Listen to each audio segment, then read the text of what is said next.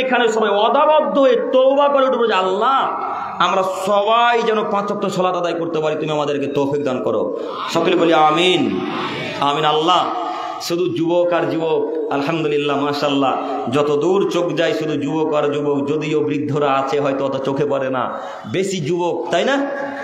আল্লাহ তুমি আমাদের যুবক ভাইদেরকে কবুল করে নাও। সকলে বলি আমিন। সম্মানিত উপস্থিতি, যুবক ভাইদের ধ্বংসের আরো একটি বড় কারণ হচ্ছে ওই ফ্রি ফায়ার আর পাবজিতে ব্যস্ত থাকা।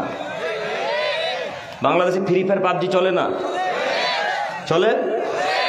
বাংলাদেশের মানুষ এমনভাবে ফ্রি ফায়ার পাবজি খেলে, এদের দেখে সারা পৃথিবীর মানুষ আর উৎসাহিত হয়। এরা কম্পিউটারে খেলে আর অন্যান্য এলাকার মানুষ মোবাইলে খেলে।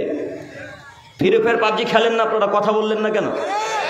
তো এই ফ্রি ফায়ার পাবজি খেলে রিচার্জ করা লাগে কি লাগে না?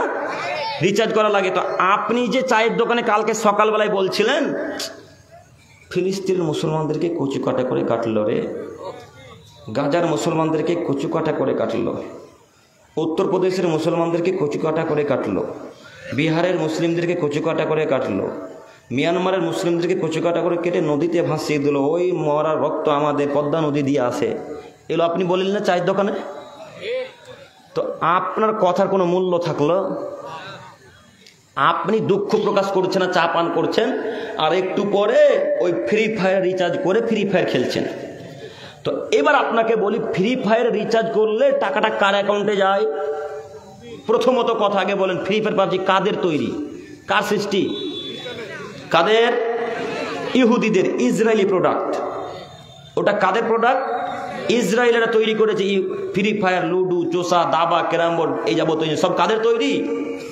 কথা বলে না, সব ইসরায়েলের তৈরি। তো তুমি যে বলছো গাজার মুসলমানদেরকে কচু কাটা করে কাটলো, বম ব্লাস্ট করে হত্যা করলো, তো তোমার কথার কোনো মূল্য হলো? তুমি তো বেটা আরো সহযোগিতা করলে, তুমি বললে ও ইহুদির বাচ্চারা এই নাও রিচার্জ করছি 100 টাকা, এই 100 টাকা নিয়ে বম পিস্তুল তৈরি করে ওই গাজার মুসলমানকে কাটো। তো বলো তোমার কথার মূল্য থাকলো?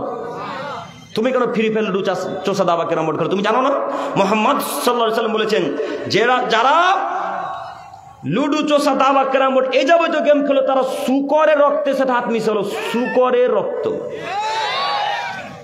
শুয়ারের রক্ত লাড়তে এত ভালো লাগে? শূকরের রক্ত লাড়তে এত ভালো লাগে? এতটুকু খারাপ লাগে না? আপনি কোন হিসাবে শূকরের রক্ত লাড়েন? আপনারা যখন শূকর দূর থেকে দেখেন আরো 24 ফুট দূর দিয়ে চলে যাওয়ার চেষ্টা করেন। তো ওই শূকর রক্ত দিন রাত লাড়েন, আপনিও লাড়েন, আপনার ছেলেও লাড়ে, আপনিও লাড়েন। একটা ছেলে ওই সোফার উপরে ফ্রি ফায়ার খেলছে, আর এক পর্যায়ে বলছে, বাপ পাশে বসে আছে, বাপ পাশে বসে আছে, ছেলে ফ্রি ফায়ার খেলতে এক পর্যায়ে বলছে মার মার মার মার মার মার মার মার মার মার মার মার মার মার। এইভাবে কথা বলতে বলতে বাপ বলছে, আরে আব্দুল্লাহ কি হলো রে, কি হলো রে বেটা, কাকে মারবে কাকে মারবে? তখন আব্দুল্লাহ বলছে, আব্বু ফ্রি ফায়ার খেলছি। তখন আব্বু বলছে, হ্যাঁ বেটা খেলো খেলো। এটা বাপ? কথা বলে না, এটা বাপ? এই লোকটা বাপ কখন হবে? এই লোকটা যদি বলতো, আব্দুল্লাহ ফ্রি ফায়ার খেলছো বেটা, দাঁত ভেঙে দেবো, একেবারে দাঁত ভেঙে তোমার 32টা দাঁতকে খুলে ফেলে দেবো বেটা, ফ্রি ফায়ার ডিলিট করো। তুমি জানো না ইহুদিদের প্রোডাক্ট? তুমি জানো না খ্রিস্টানদের তৈরি? তুমি জানো না ইহুদিদের তৈরি? তোমার মুসলমান ভাইকে ইহুদিরা কচু কাটা করে ফিলিস্তিনে কাটে, তোর মুসলমান ভাইকে ইহুদির খ্রিস্টানেরা গাজাতে মতো হত্যা করলো, মারলো, আর তুমি ফ্রি ফায়ার খেলো মানে দাঁত ভেঙে চৌচির করে দেবো বলে, কেন তুমি ফ্রি ফায়ার খেলছো? এটা হলো বাপ। আর যেই বাপ বলে বেটা খেলো খেলো, একে আমরা বাপ বলি না, আমরা কাপুরুষের বাচ্চা কাপুরুষ বলি, একে বাপ বলি না। এই বাপ বাপ নয়, এলো কাপুরুষ বাপ। এই বাপ হওয়ার ক্ষমতা রাখে না। আপনাকে অনুরোধ জানাচ্ছি, তাই তো আল্লাহ নবী বললেন, আল্লিক আসাকালা বাব, এ আদমের ছেলেরা লাঠিটা দরজার উপরে ঝুলিয়ে রাখিও, বাতাতে। বাতা বুঝলেন কি? দরজার উপরে না, বাতা। বুঝে যাচ্ছে না? এমনি হ্যাঁ বলছেন। আল্লাহ নবী বললেন, হে আদমের ছেলেরা তোমরা লাঠিটা দরজার উপরে বাতাতে ঝুলিয়ে রাখিও। কেন? লাঠি যদি বাতার উপরে থাকে তাহলে ছেলে মেয়ে বউ বাচ্চা সবাই লাঠি দেখবার বলবে। বাপরে বাপ, যদি ভুল কাজ হয় একটা পাইনার বাড়ি পড়বে পিঠের উপর। পাইনা বুঝলেন না? গরু হাঁকা পাইনা, পাইনার বাড়ি পড়বে 2-3 বাড়ি, তখন ছেলে পরিবর্তন হয়ে যাবে। তো লাঠি তো নাই, কি দেখে এখন ভয় করবে? আপনার তো ক্ষমতা হয়নি, আপনি কেন বিবাহ করলেন? কেন বিবাহ করলেন? এই কারণেই আপনাকে আল্লাহ নবী বললেন, আরে কাপুরুষ তোরা বিবাহ করিস না, আরে কাপুরুষ তোরা বিবাহ করিস না, আরে কাপুরুষ আদমের ছেলেরা তোরা বিবাহ করিস না। তোরা রোজা রেখে রেখে রেখে সিয়াম থেকে থেকে থেকে থেকে যৌন ক্ষমতাকে নষ্ট করে দিস, তোরা বিবাহ করিস না কেন? তোদের ক্ষমতা হয়নি বিবাহ করার, তোদের ক্ষমতা হয়নি বউকে কন্ট্রোল করার, তোদের ক্ষমতা নেই স্ত্রীকে নিয়ন্ত্রণে রাখার, অতএব তোরা বিবাহ করিস না। আপনি কাপুরুষ, আমার বিবাহ করার ক্ষমতা হয়নি, আপনি কেন বিবাহ করলেন? আপনি কাপুরুষ, আমার বিবাহ করার ক্ষমতা, আপনি কেন বিবাহ করলেন? যদি ক্ষমতায় থাকলো তাহলে আপনার স্ত্রী এখন বর্তমান উপস্থিত মেলাতে কেন ঘুরছে? কেন ঘুরছে? আপনি স্বামী, আপনি স্বামী নন। আল্লাহ তাআলা বলছেন, ওয়া মিন আয়াতিহি খালাকালাকুম মিন আনফুসিকুম আজওয়াজা, পৃথিবীর মানুষ তোমার মনে রাখো, আমি আল্লাহ তোমার মধ্য থেকে সৃষ্টি করলাম তোমার স্ত্রীকে। বাণী কার? সবাই বলি বাণী কার? আল্লাহর। আল্লাহ বলছেন তোমার মধ্য থেকে সৃষ্টি করেছি তোমার স্ত্রীকে। কেন? লিতাসকুনু ইলাইহা, যেন তুমি তার কাছে শান্তি তৃপ্তি পাও। এই কারণে শান্তি তৃপ্তি একজন দিতে পারে, তার নাম স্ত্রী। পৃথিবীতে এমন কোনো শান্তি তৃপ্তি পাবেন না নারী ছাড়া, স্ত্রী ছাড়া। বিশাল 7 স্টার 5 স্টার হোটেলে বসে আছেন, আরাম করছেন, স্ত্রী নাই, মনে শান্তি লাগবে না। বিশাল শান্তি তৃপ্তি একজন দিতে পারে, তার নাম স্ত্রী। আল্লাহ বলছেন তোমার স্ত্রীকে আমি তোমার জন্য তৈরি করেছি, কোনো পাড়া প্রতিবেশী পর পুরুষের জন্য নয়। তো এখন যে আপনার স্ত্রীকে 1000 পুরুষ ধাক্কা মেরে এখন জানাজা শুনতে এসেছে, তা আপনার খারাপ লাগলো না? জি, আপনার খারাপ লাগলো না? একটু কথা বলি, কোন একটা আশেপাশে গ্রামের নাম বলেন তো, এটা তো রথ নাই, পাশে গ্রামের নাম বলেন। কাশিবাড়ি, কাশিবাড়ি, উদয়পুর, আচ্ছা একটা হোক উদয়পুর। রত্নাই এই এলাকার কোন একটা ছেলে বা আপনি মুরব্বী সাহেব, আপনি কাশিবাড়ি বা উদয়পুর থেকে বিবাহ করে এইখানে এসেছেন। কোথায়? রত্নাতে। মোহরানা কিন্তু আদায় করেছেন 10,000 টাকা। আপনাদের মোহরানা তো আমরা ভিডিওতে দেখতে পাই 1 লক্ষ 2 লক্ষ টাকা, শোধ করতে পারে তখন বলে ক্ষমা করো। হ্যাঁ, তো এত টাকা মোহরানা দিতে হবে কে বললো? যত টাকা দিতে পারবো তত টাকা লিখবো, শেষ বলে মরার পর ক্ষমা করো। মানে যদি কেউ মোহরানা টাকা রেখে মারা যায় তাহলে ঋণী হয়ে মারা গেল, স্ত্রী যতক্ষণ পর্যন্ত ক্ষমা না করবে আল্লাহ তাআলা ততক্ষণ পর্যন্ত তাকে ক্ষমা করবে না। 1 কোটি টাকা মোহরানা আদায় করার কি দরকার? লোককে দেখাতে চাচ্ছ বেটা তুমি ধনী মানুষ? 10,000 টাকা মোহরানা দিতে পারো, 10,000 টাকা দিব, বেশি করবো না, মনে থাকবেন ইনশাল্লাহ। তো আপনি রত্নাই ওই গ্রাম থেকে মোহরানা দিয়ে সায়া ব্লাউজ কাপড় দিয়ে বোরখা দিয়ে সব কিছু আদায় করে বিবাহ করে এসেছেন এইখানে। তো মোহরানা আদায় করবেন আপনি, টাকা পয়সাও দিবেন আপনি, সায়া ব্লাউজ কিনে দিবেন আপনি, চাল ডাল শাকসবজি কিনে দিবেন আপনি, আর ধাক্কা মারবে পর পুরুষে। হ্যাঁ, ধাক্কা মারবে ফুচকাওয়ালা, ধাক্কা মারবে ঝুড়ি জিলাপিওয়ালা, ধাক্কা মারবে বেগনিওয়ালা, ভ্যান চালক। লজ্জা হয় না বাপ বেটা? একটু খারাপ লাগে না? ছি ছি ছি ছি, একটুকু হায়া হলো না কেন? একটুকু লজ্জা হয় না কেন যে আমার স্ত্রী, ছি ছি ছি ছি ছি ছি ছি ছি ছি ছি, আমার স্ত্রীকে এত টাকা মোহর দিয়ে আদায় করলাম, মানে আমি দেখতে পারি আমার চাচাতো ভাই, খালাতো ভাই, মামাতো ভাই, পাড়া প্রতিবেশী, আত্মীয় স্বজন আর কেউ অধিকার রাখে না আমার স্ত্রীকে দেখার। এর নাম হলো পুরুষ। যত পুরুষের স্ত্রী এখন বাজারে ঘোরাঘুরি করছে বা সন্ধ্যা থেকে ঘুরেছে, কেউ পুরুষ, ওই সব কা পুরুষের বাচ্চা, কা পুরুষ। দেখি কোন মায়ের বেটা বলে আমি পুরুষ? একজন হাত তুলে বলেন যে আমি পুরুষ, আমার স্ত্রী আজকে ফুচকা খেয়ে এসেছে। একজন বলেন, বলবেন না? হাত তুলবেন না গো? আপনি পুরুষ তাহলে নাকি? আপনার স্ত্রী গেছিল বাজারে? কথা বুঝতে পারেননি মনে হয়। আমি বলতে চাচ্ছি, একজন বলেন যে আমার স্ত্রী বাজারে গিয়েছিল, আমি পুরুষ। মানে যার স্ত্রী বাজারে গেছে সে কি পুরুষ না কা পুরুষ? তো হাত তুলছেন যে? প্রশ্ন বুঝতে পারেনি না? ধরা খেয়ে যাবেন, ভালোভাবে প্রশ্ন বুঝে উত্তর দিতে হবে, মনে থাকবেন ইনশাল্লাহ। তো আপনার স্ত্রী যে বাজারে আছে, আপনি কেন আপনি বুঝলেন না? আপনি জানেন না আপনার স্ত্রীকে যদি আজকে 1000 মানুষ ধাক্কা মারে, 1000 মানুষ যত পাপি, আপনার স্ত্রী আর আপনি একাই তত পাপি। কথা বুঝে আসলো না? একাই তত পাপি। আর যারা মেলা বসতে দিয়েছে তারা ঠিক ততটাই পাপি, 1000 মানুষ যত পাপি। যদি আজকে মেলা না বসতো তাহলে 1000 মানুষ ওই জায়গাতে ঘুরতো না, সবাই কোথায় থাকতো? প্যান্ডেলের তলে থাকতো, নিচে থাকতো। যারা দোকান বসতে উৎসাহিত করেছে বা দোকান বসতে অনুমতি দিয়েছে, এদের সবার সাথে কিয়ামতের মাঠে কথা আছে। কোনো মায়ের বেটা এক পা নড়তে পারবে না, তার নাম কিয়ামতের মাঠ। আল্লাহ তাআলা বলবেন লিমানিল মুলকুল ইয়াউম, এ আদমের ছেলে মেয়ে বলো রাজত্ব কার, বলো ক্ষমতা কার। সবাই এক বাক্যে উত্তরে বলবে আল্লাহ, ক্ষমতা আপনার, আল্লাহ ক্ষমতা আপনার, আল্লাহ ক্ষমতা আপনার, আল্লাহ দায়িত্ব আপনার। সেই দিন আল্লাহ তাআলা বলবেন ও আদমের ছেলে, সেই দিন যে যার স্থানে বললে বেটা আমার জায়গাতে দোকান বসবে, তোমার ক্ষমতা কি আছে বলো? আমার জায়গায় দোকান বসবে, ঝুড়ি জিলাপি দোকানে বসবে, কোন মায়ের বেটা বাধা দিবে? কে বলতে পারে? এই কথা পৃথিবীতে বলতে পারবেন, কিন্তু আখিরাতে বলতে পারবেন। সেই দিন আল্লাহ বাঁশ পিটা করবেন। সেই দিন বুঝবেন কিয়ামতের মাঠ কাকে বলে। দেন না দোকান কত দিবেন, আমি আপনাকে বাধা দিতে আসিনি। আমি বলতে চাচ্ছি, যদি কিয়ামতের মাঠে মার খেতে পারেন, কবর আযাব যদি সহ্য করতে পারেন, তাহলে দোকান কেন, আরো কত কিছু এনে দেন। কিছু বলতে পারি না। আপনার দাপট আছে, ক্ষমতা আছে, দলীয় দাপটে ক্ষমতাটা আপনি আমাকে মারতে পারেন, আমার উপর অত্যাচার করতে পারেন, কিন্তু কিয়ামতের মাঠে কারো দাপট ক্ষমতা চলবে না। বোঝা যাবে সেই দিন কিয়ামতের মাঠ কাকে বলে। সম্মানিত যুবক ভাই, আমি বলতে চাচ্ছিলাম, আজকের পর থেকে আমাদের কারো স্ত্রী আর বাজারে যাবে না, ইনশাল্লাহ পারবো না, ইনশাল্লাহ। আর বিশেষ করে টিউবওয়েলে যেখানে আমাদের মায়েরা গোসল করে, ওই জায়গাটা ঘিরে দেবো আগে, ইনশাল্লাহ। ঘেরা জায়গাতে আমার মা, আমার স্ত্রী, আমার বোন গোসল করবে, পারবো না, ইনশাল্লাহ পারবো, ইনশাল্লাহ।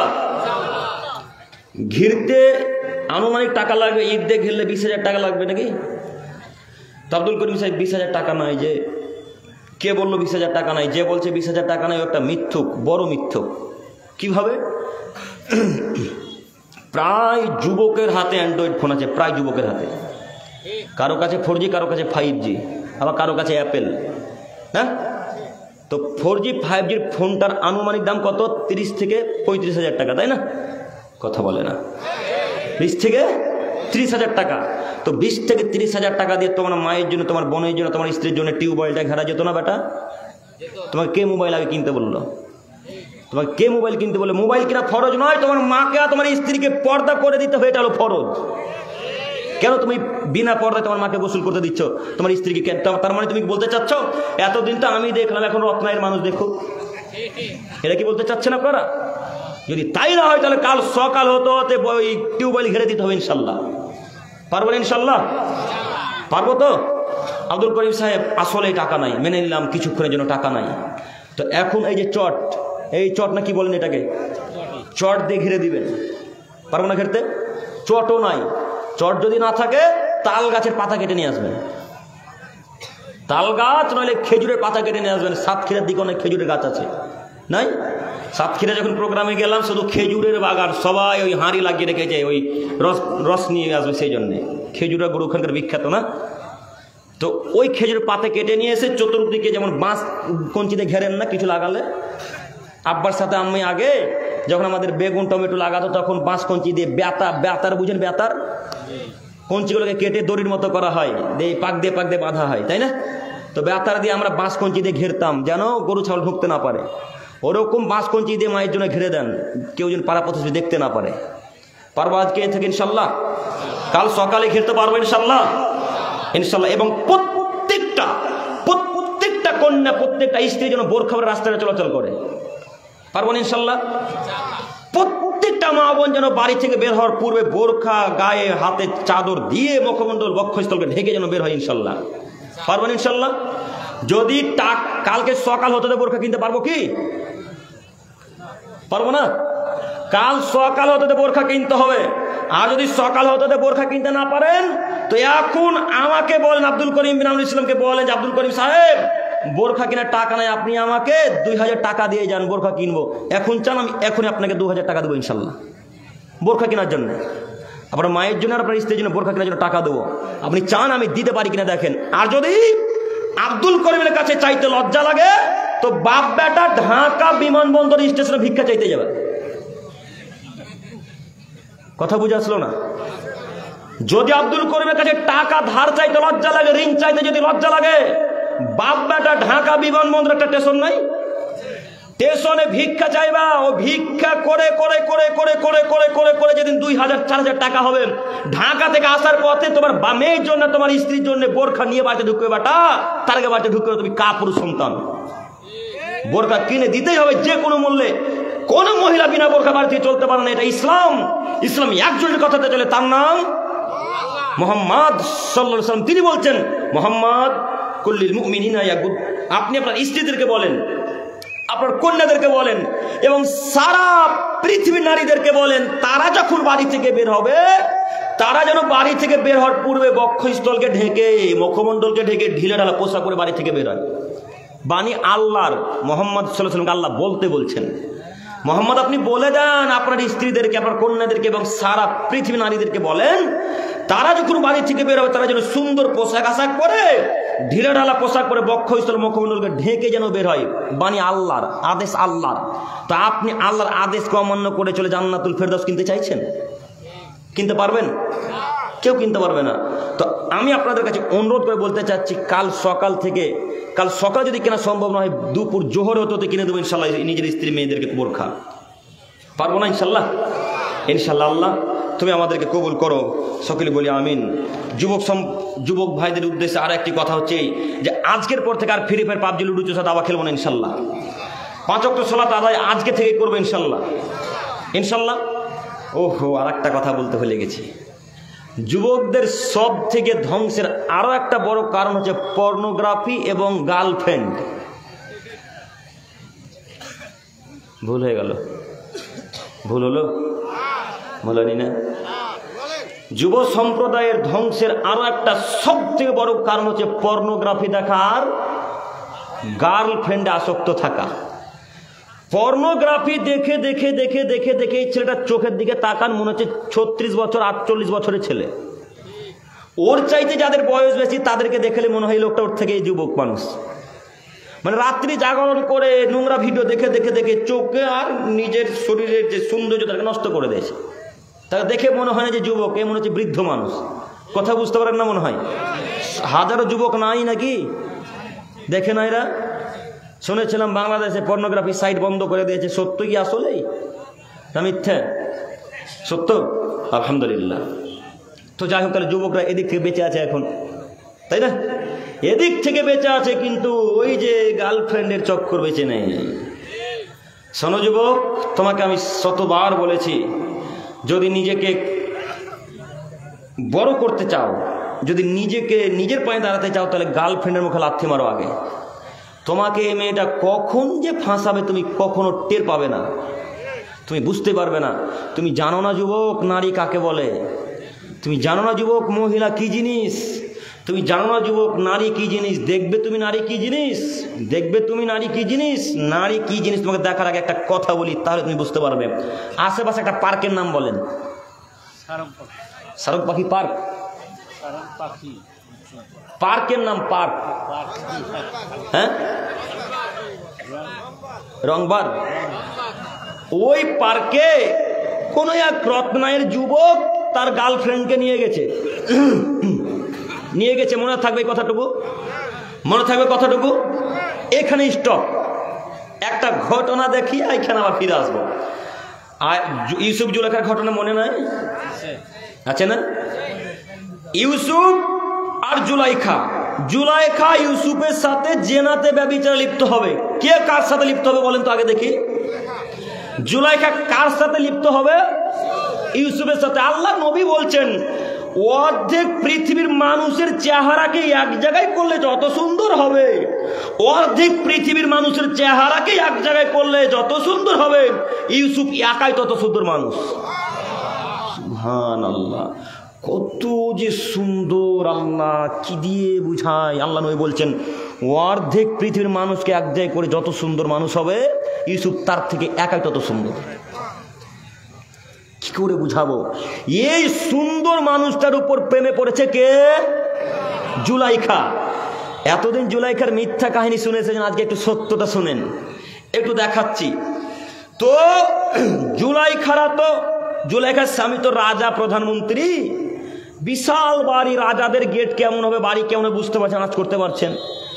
বিশাল বাড়ি, তার কর্মচারীকে জুলাইখা বলছে এই ইউসুফকে কোন রকম যে কোনো কলা কৌশলে বাড়ির ভেতরে প্রবেশ করাতে হবে, নিয়ে আসতে হবে।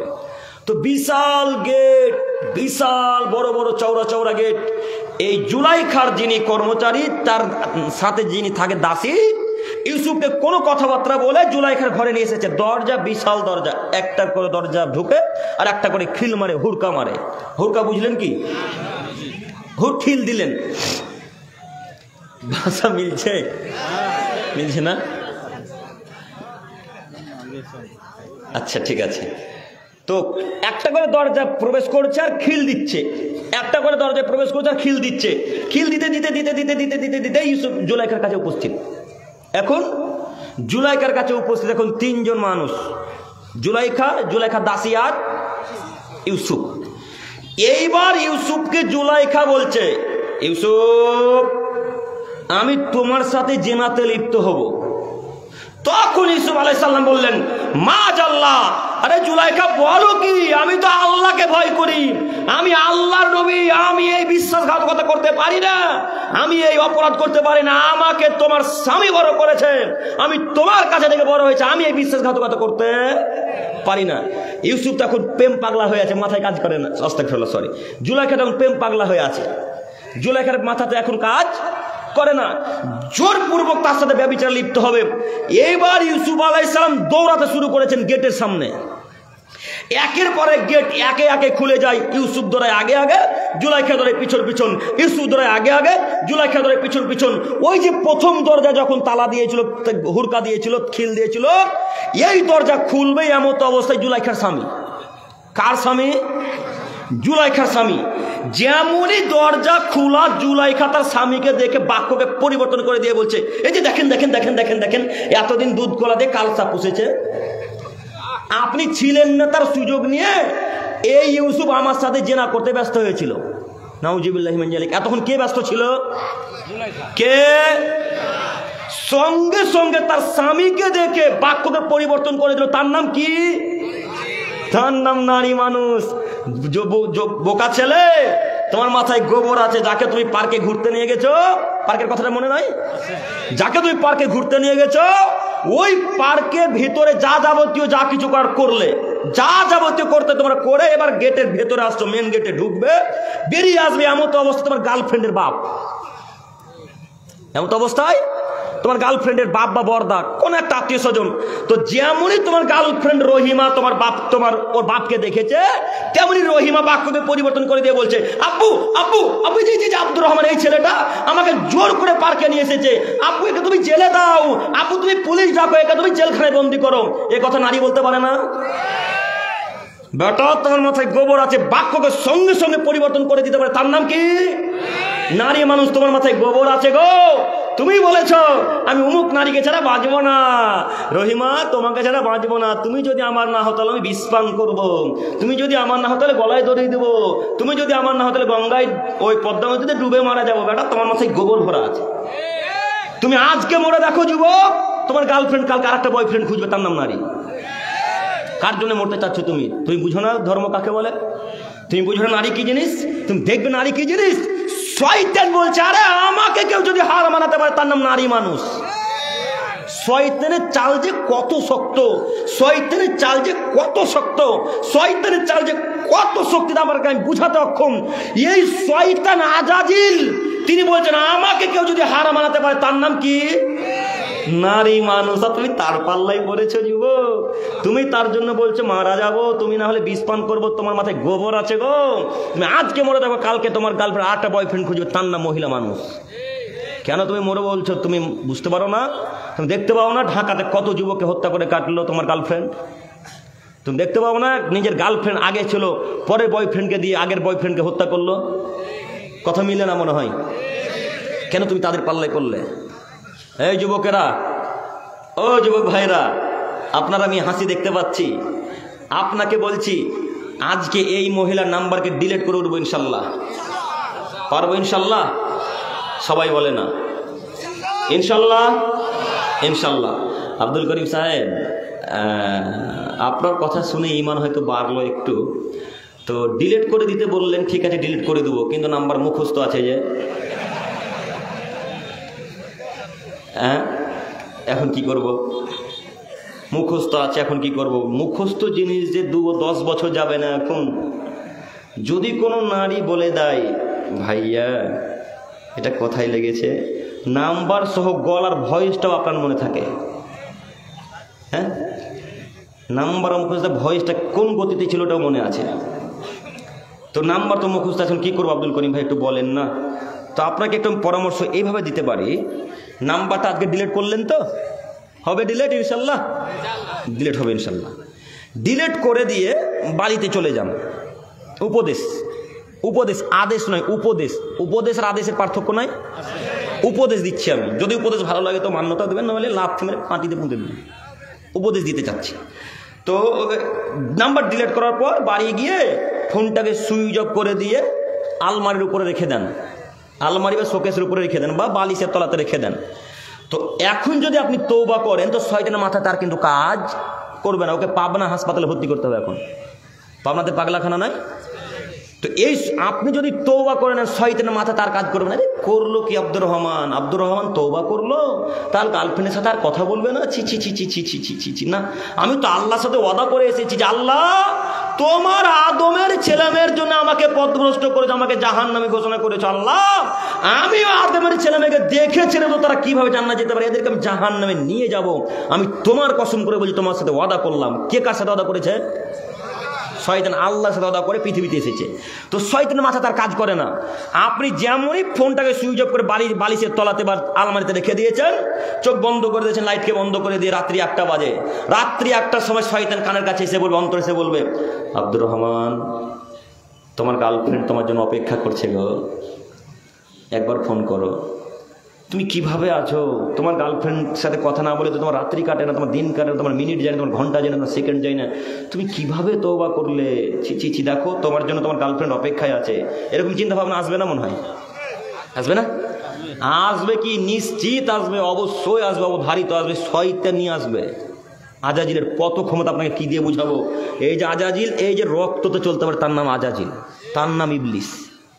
তো এইভাবে চোখ বন্ধ করে আছেন, আপনি বলছেন তাই তো, কি করা যায়, কি করা যায়, একবার ফোন করি, একবার শুধু মিস কলে একটু কথা বলে 5 সেকেন্ড কথা বলে, তার বলবো না। এই চিন্তা ভাবনা অন্তরে চলে এসেছে। এখন হাতটা কিন্তু বালিশের তলে আস্তে আস্তে যাচ্ছে, হাতটা বালিশের তলে চলে গেছে। ফোন বেরও করে নিয়েছেন, বের করে নিয়ে সুইচ অফ ছিল, সুইচ অনও করে দিয়েছেন। সুইচ অফ কেন করেছিলেন? গার্লফ্রেন্ডের ফোন ঢুকবে যে, ওরা তো নাম্বার জানা আছে। তো ফোনটা সুইচ অফ করে দিয়েছে, যেমনই সুইচ খোলা তেমনই অনেক মেসেজ ঢুকতে শুরু করেছে। এখন মন চাচ্ছে লাগাই না, লাগাবো কি লাগাবো না, লাগাবো কি লাগাবো না। এখন আপনার কাজ উপদেশ। এখন বিছানা থেকে উঠে লাফ দিয়ে উঠে বলবেন, আউযু বিল্লাহি মিনাশ শাইতানির রাজিম, আউযু বিল্লাহি মিনাশ শাইতানির রাজিম। শয়তান তোর মুখে আমি লাথি মারি, তোর মুখে আমি লাথি মারি, তোর মুখে আমি লাথি মারি। কোশ্চিন কালেও তুই আমাকে কখনো কোনোদিন পথভ্রষ্ট করতে আর পারবি না। এই বাক্য বলে উঠে গিয়ে সুন্দর করে ওযু করে 2 রাকাত সালাত আদায় করে আল্লাহকে বলেন, আল্লাহ আমি এই চক্রান্ত থেকে বাঁচতে চাচ্ছি, তুমি ক্ষমা করো। আল্লাহ তুমি আমাকে মাফ করো, আল্লাহ তুমি আমাকে উদ্ধার করো। এই বাক্য বলতে বলতে যদি 2 চোখের পানি পড়ে যায়, আল্লাহ তাআলা নিশ্চিত বাঁচাবেন, অবশ্যই বাঁচাবো, অবধারিত বাঁচাবে। আল্লাহ নবী বলেছেন, রাত্রি যখন 3 ভাগের 2 ভাগ শেষ হয়ে যায়, 1 ভাগ যখন বাকি থাকে, তখন আল্লাহ তাআলা প্রথম আসমান নেমে এসে আল্লাহ তাআলা ডাক দিয়ে বলেন, হে আদমের ছেলে মেয়েরা, তোমরা কে কি চাইবে আমার কাছে চাও, আমি তোমাকে তাই দিয়ে দেবো। তোমরা কে কি আমার কাছে চাইবে চাও, আমি তোমাদেরকে তাই দিয়ে দেবো। আজ যদি কেউ তোমরা টাকা পয়সা বরকত পেতে চাও, আমি তোমাদের টাকা পয়সা বরকত দিয়ে দেবো।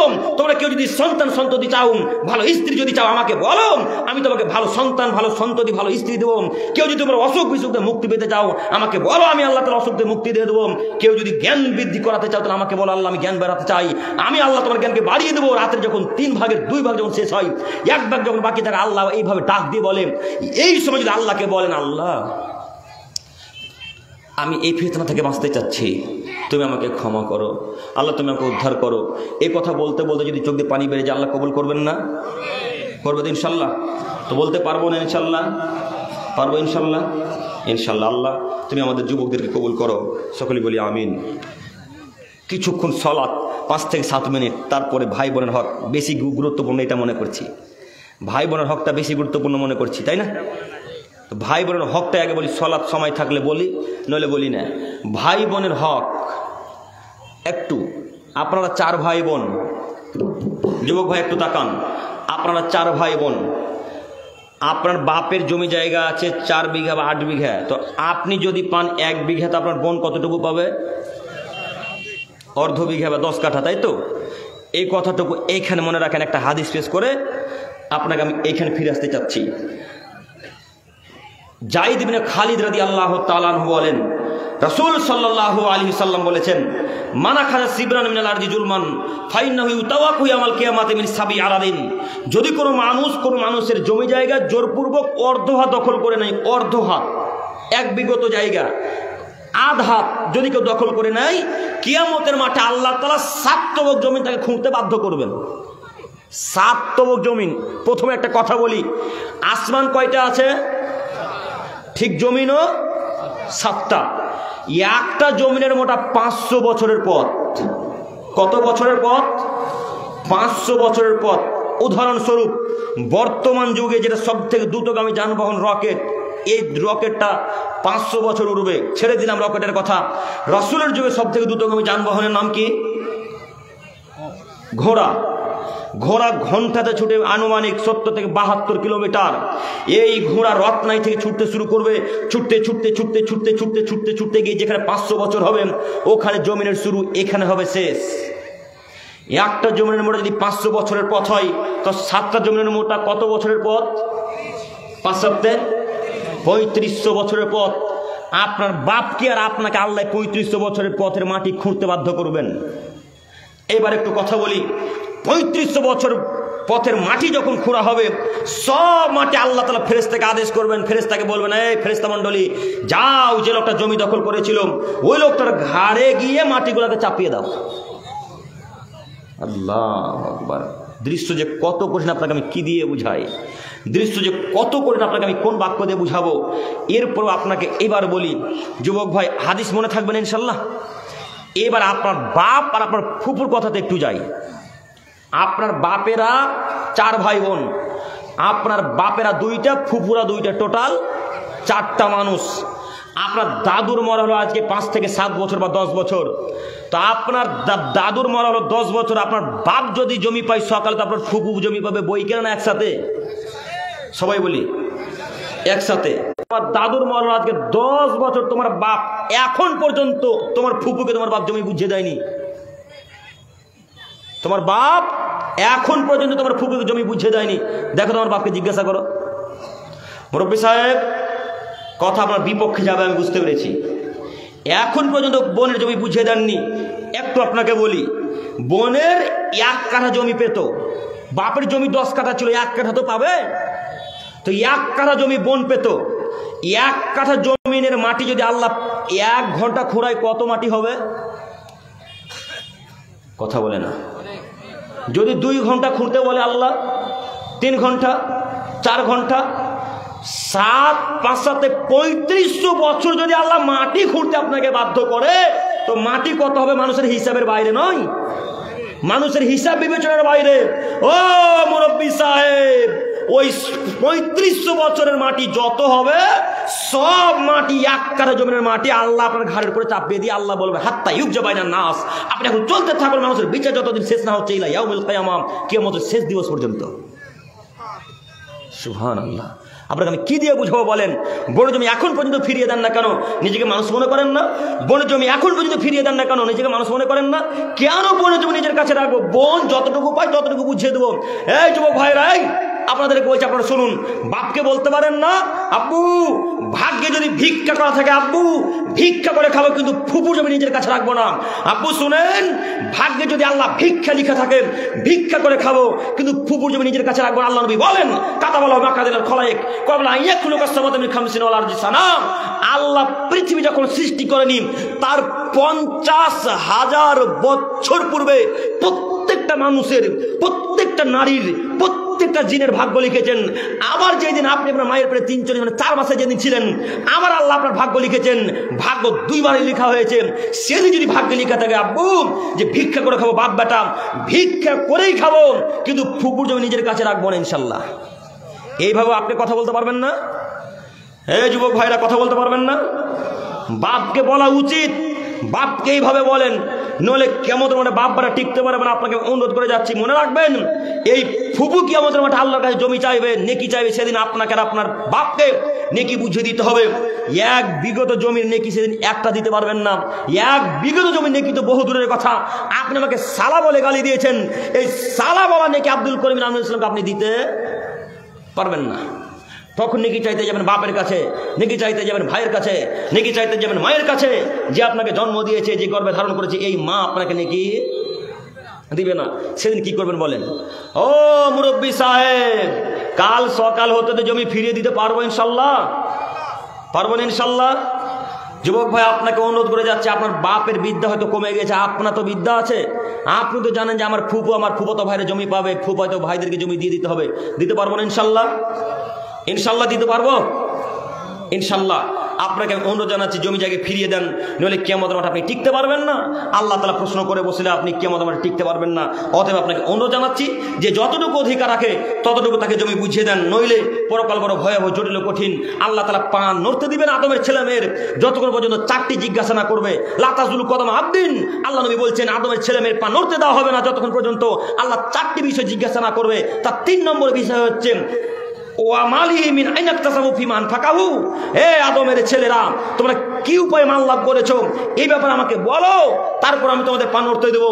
আদমের ছেলেরা, তোমরা বলো কি উপায়ে মাল লাভ করেছো, কি উপায়ে উপার্জন করেছো, টাকা অর্জন করেছো, সেটা আমাকে বলে যাও। যদি বলে দিতে পারো তাহলে আমি আল্লাহ তাআলা তোমাদের পাকে নড়তে দিব, না আমি আল্লাহ পা নড়তে দিব না। অতএব আপনাকে আমি অনুরোধ জানাচ্ছি, নীতি পরিবর্তন করেন, জমি জায়গা বোনকে ফিরিয়ে দেন, বিবেচনা করে টাকা উপার্জন করেন। বিবেচনা করে টাকা যদি বিবেচনা করে উপার্জন না করেন, আল্লাহ কিয়ামত আমাদের জিজ্ঞাসা করে, যদি করে আপনি উত্তর না দিতে পারলে জাহান্নাম নিশ্চিত।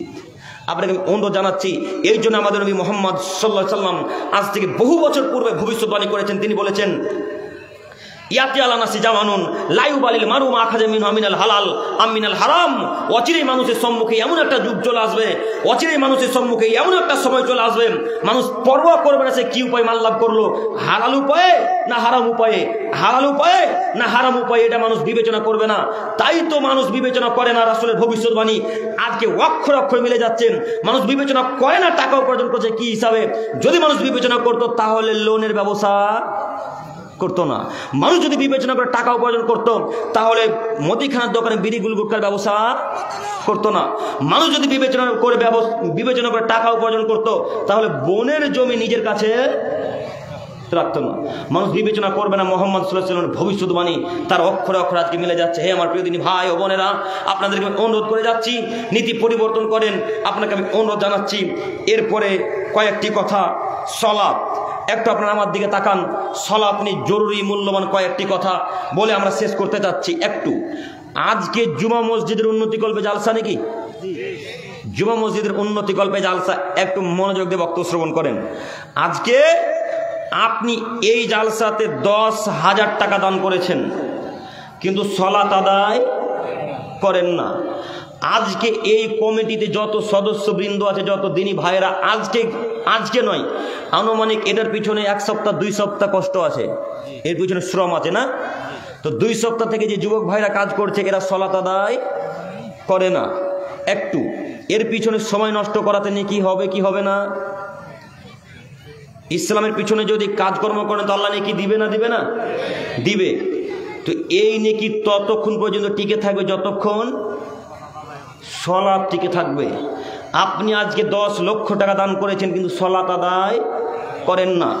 এই 10 লক্ষ টাকা যমুনা নদীতে, পদ্মা নদীতে ফেলে দেওয়া যেমন, 10 লক্ষ টাকা মসজিদে দান করাও ঠিক তেমন। সালাত ব্যতীত কোনো আমল যদি কবুল হয়ে যায় তাহলে ইসলাম মিথ্যা ধর্ম। নাউজুবিল্লাহি মিন যালিক, ইসলাম মিথ্যা ধর্ম নয়, ইসলাম চূড়ান্ত এক সত্য ধর্ম, যা মুহাম্মদ সাল্লাল্লাহু আলাইহি ওয়াসাল্লামের কথাতে চলে। প্রমাণ আবু হুরায়রা রাদিয়াল্লাহু তাআলা আনহু বলেন, রাসূল সাল্লাল্লাহু আলাইহি ওয়াসাল্লাম বলেছেন, ইন্না আওয়ালা মা ইউহাসাবু বিল আবদু বিসসালাতি ইয়াউমাল কিয়ামাহ। হে আদমের ছেলেমেয়ে, তোমরা শোনো, কিয়ামতের মাঠে আল্লাহ তাআলা সর্বপ্রথম যার হিসাব নেবেন তার নাম সালাত। আল্লাহ সর্বপ্রথম হিসাব নেবেন সলাতের। যদি সলাতের হিসাব ঠিক হয়ে যায়, বাদ বাকি যত ইবাদত আছে সব ইবাদতের হিসাব আল্লাহ কবুল করে নেবেন, ঠিক হয়ে যাবে।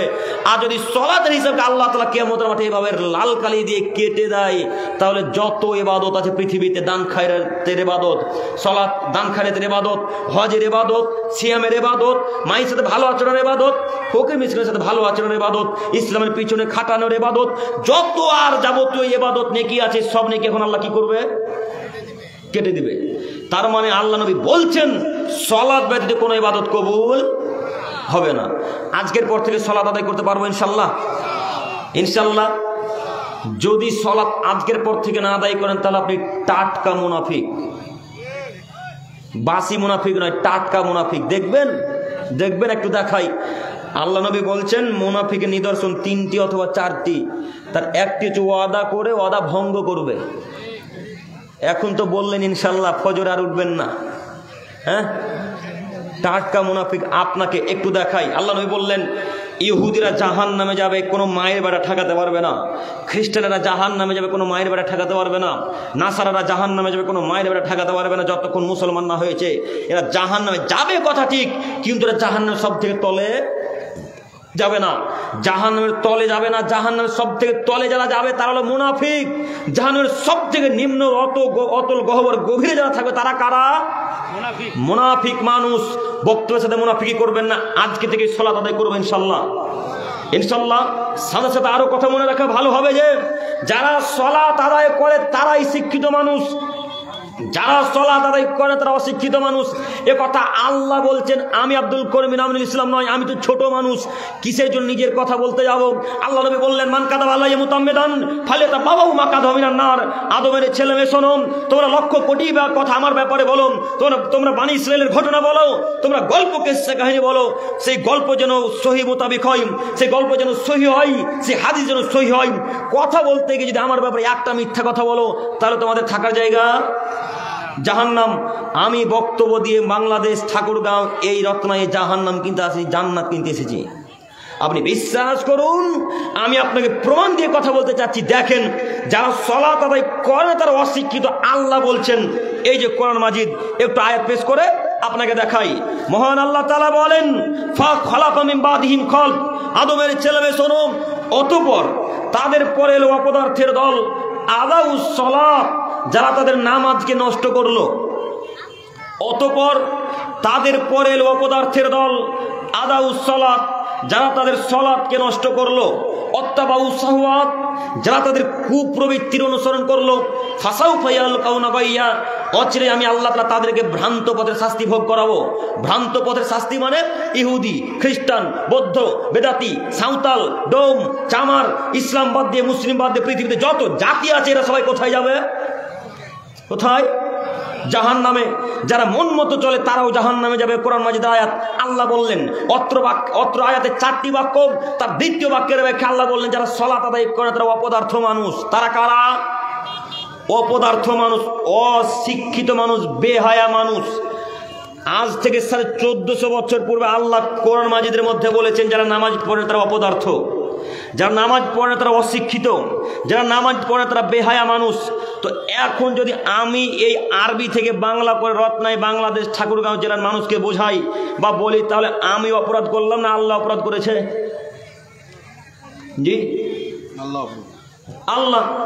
আমি শুধু আরবি থেকে বাংলা করলাম নাকি? কথা বুঝেননি মনে হয়। আপনাদের এই এলাকার একটা শিক্ষিত ছেলে ইংরেজিতে একটা ছড়া লিখেছে, তো ওই ছড়াটা আমি ট্রান্সলেট করছি হুবাহু, কোনো বাড়তি কমতি নয়, হুবাহু। তো ওই কথাতে লেখা আছে রত্নায়ের মানুষ খারাপ।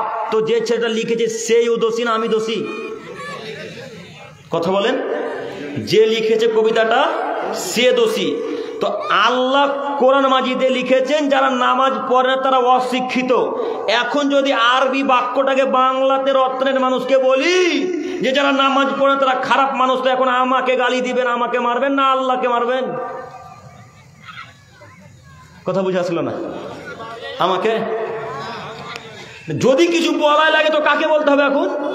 আল্লাহকে। আমি তো কিছু করতে পারি না, আমার পক্ষ থেকে একটা কথা বলতে আসে, আমি তো ছোট মানুষ, ছোট ছেলে, আপনার হাঁটুর বয়সের ছেলে আমি। আপনার নাতি পোতার মতো আমি, আমার তো বয়স খুব একটা বেশি নয়। আপনাকে বলতে চাচ্ছি, আল্লাহ বললেন যারা নামাজ পড়ে তারা অশিক্ষিত। তো এখন এই রত্নে যারা সালাত আদায় করে না, যে কেউ শিক্ষিত নয়, সবাই যে অশিক্ষিত মানুষ, কেউ যে শিক্ষিত নয় আল্লাহর বাণীতে।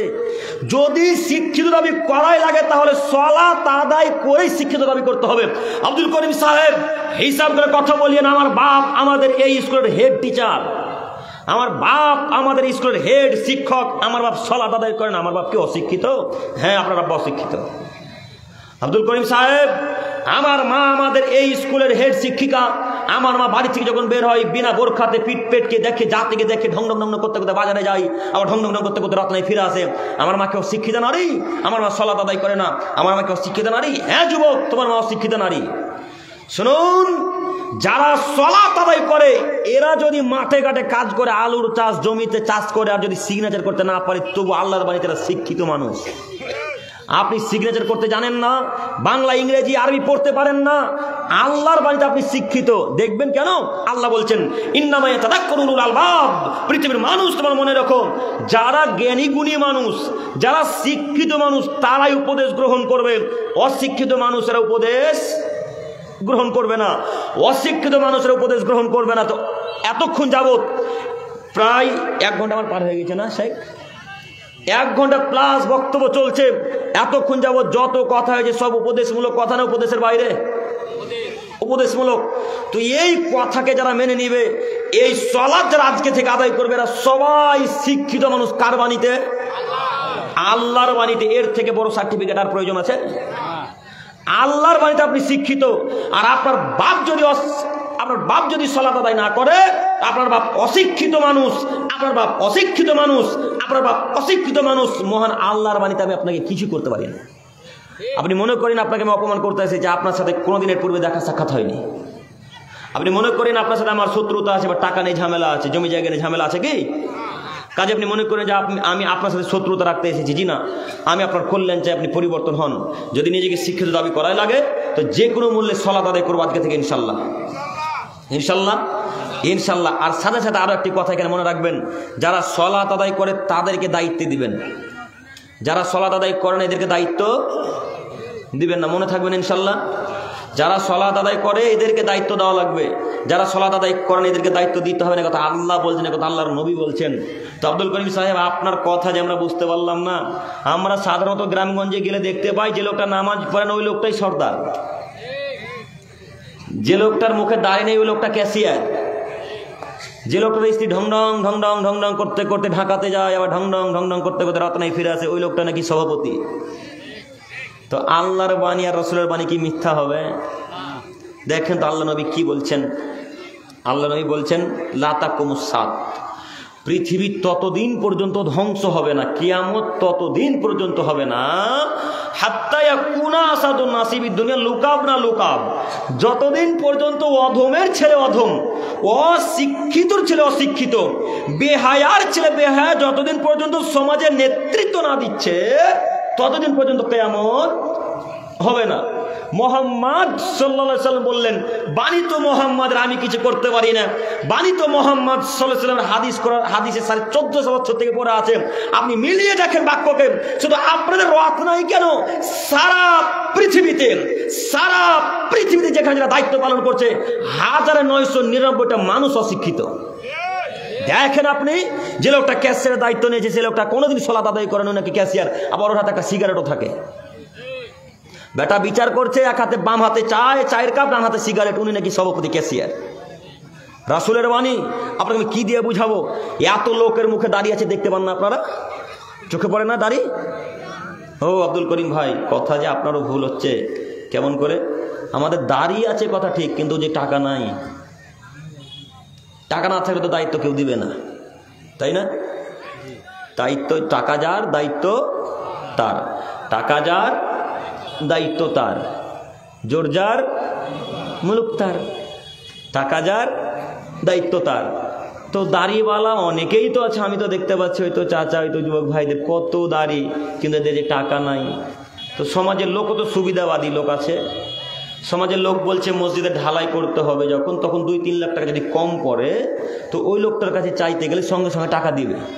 তো এখন যদি ওই টাকাওয়ালা মানুষটাকে ক্যাশিয়ার বা সভাপতি সর্দার না করেন তো আপনাকে টাকা দিবে না। কথা মিলল না? আপনাকে টাকা দিবে না। তো গ্রামের লোক বলছে, আরে দাড়ি মারি ছাড়, প্যান্ট টাটু নিচে থাক চাই না থাক, নামাজ পড়ুক চাই না পড়ুক, যার টাকা চকে দায়িত্ব দেয়, ঢালাই করার সময় টাকা কমে গেলে ওর কাছে গিয়ে বলবো ক্যাশিয়ার সাহেব 2 লক্ষ টাকা বেশি লাগবে। তখন ক্যাশিয়ার সাহেব বলবে, হ্যাঁ 2 লক্ষ কেন, আরও 2 লক্ষ নেন না বেশি, আরও দিচ্ছি। দায়িত্ব না দিলে আপনাকে 2 লক্ষ কেন, 2 টাকাও দিত না। বাক্য মিলে না? আমার মনে হয় কথা মিলছে কি? মিলছে। মিলবে না মানে আমরাও তো গ্রামেরই, হ্যাঁ, মিলবে না মানে। অতএব আপনাকে অনুরোধ করতে যাচ্ছি, এইরকম লোককে যদি দায়িত্ব দেন তাহলে সমাজের আশা, সমাজের কল্যাণ উপকার হবে এরকম কোশ্চিনকালে কোনো আশা রাখেন না, কোনো দিন উপকার হবে না। দিন শেষে, বছর শেষে দেখবেন যখন হিসাব নিকাশ হচ্ছে তখন মসজিদের 1 লক্ষ টাকা কম। তো 1 লক্ষ টাকাটা কি খ্রিস্টান ইহুদিরা ওই ইসরায়েল থেকে এসে নিয়ে গেল, না আপনার সর্দার ক্যাশিয়ারা খেলো? মাদ্রাসার হিসাব নিকাশ বছর শেষে করা যাচ্ছে তখন 1.5 লক্ষ টাকা কম। তো ওই টাকাটা আমাদের হিন্দু ভাইরা খেলো, না খ্রিস্টানরা খেলো, না মুসলমানে খেলো? দায়িত্ব যা শিক্ষিত লোকের হাতে তুলে দিয়েছেন। আল্লাহর নবী সাহাবায়ে কেরামদেরকে নিয়ে আলোচনা করছেন, একটু তাকান তো, বুঝতে পারেন কিনা দেখেন তো হাদিস। আল্লাহর নবী সাহাবায়ে কেরামদেরকে নিয়ে আলোচনা করছেন। তো একটা গ্রামের পল্লীর মানুষ রাসূলের কাছে এসে বলছেন, মাতাসা, আল্লাহ নবী কিয়ামত কখন হবে বলেন। মুহাম্মদ সাল্লাল্লাহু আলাইহি সাল্লাম বলছেন, সাল্লাল্লাহু আলাইহি সাল্লাম বললেন, আপনারা মুহাম্মদ সাল্লাল্লাহু আলাইহি সাল্লাম কিয়ামত কখন হবে বলেন। তখন আল্লাহ নবী বললেন, ইদা দুইয়াতি আমানাত ফান্তাদের ইসাব, যেদিন 10-এর পয়সা ধ্বংস হবে সেদিন কিয়ামত হবে। 10-এর পয়সা যেদিন হারিয়ে যাবে সেদিন কিয়ামত হবে। তো এই লোকটা তো পল্লীর মানুষ, গ্রামের মানুষ, অত বুঝে না আরবি বাক্য, আরবি ভাষার মানুষ, তারপরে বুঝতে পারলেন না। তো আবার পাল্টা রাসূলকে জিজ্ঞাসা করে বলছেন, আল্লাহর নবী কাইফা ইদাতুহা, কিভাবে 10-এর পয়সা চুরি হবে? বুঝতে পারলাম না। আল্লাহর নবী 10-এর পয়সা কিভাবে হারাবে? আমি তো বুঝতে পারলাম না। তখন আল্লাহ নবী বলছেন, ও বুঝতে পারোনি, শোনো তোমাকে বুঝাচ্ছি। ইদা দুইয়াতিল আমানাত ফান্তাদরি সাত, যেদিন 10-এর দায়িত্ব, টাকার দায়িত্ব যেদিন নোংরা, অশিক্ষিত, বেহায়া, অসভ্য, নির্লজ্জ মানুষের হাতে তুলে দেওয়া হবে সেদিন কিয়ামত হবে। সেদিন কিয়ামত হবে। হাদিস তো সহিহ মুসলিম মিসকাতের। কি করবেন হাদিসকে আপনি বলেন? আমি তো এতক্ষণ যাবত একটাও নিজের পক্ষ থেকে কথা বলিনি। আল্লাহ আল্লাহর কসম, আল্লাহ আল্লাহর কসম, আল্লাহ আল্লাহর কসম, আপনাকে প্রথমেই বলেছিলাম যতক্ষণ স্টেজে থাকো ততক্ষণ আল্লাহ বলেছেন, আল্লাহ রসুল বলেছেন, এটাই পাবে আমার মুখ থেকে ইনশাল্লাহ। আপনাকে আমি অনুরোধ জানাচ্ছি, নীতি পরিবর্তন করেন। দায়িত্ব এমন লোকের হাতে তুলে দেন যে লোকটা দিন ধর্ম বুঝে, যে লোকটা আমানতদারিতা বুঝে, যে লোকটা ওয়াদা বুঝে, যে লোকটা মোহাম্মদকে চিনে, যে লোকটা আল্লাহকে চিনে। এমন লোকের হাতে যদি দায়িত্ব তুলে দেন তাহলে মসজিদ মাদ্রাসার টাকা হারাবে না।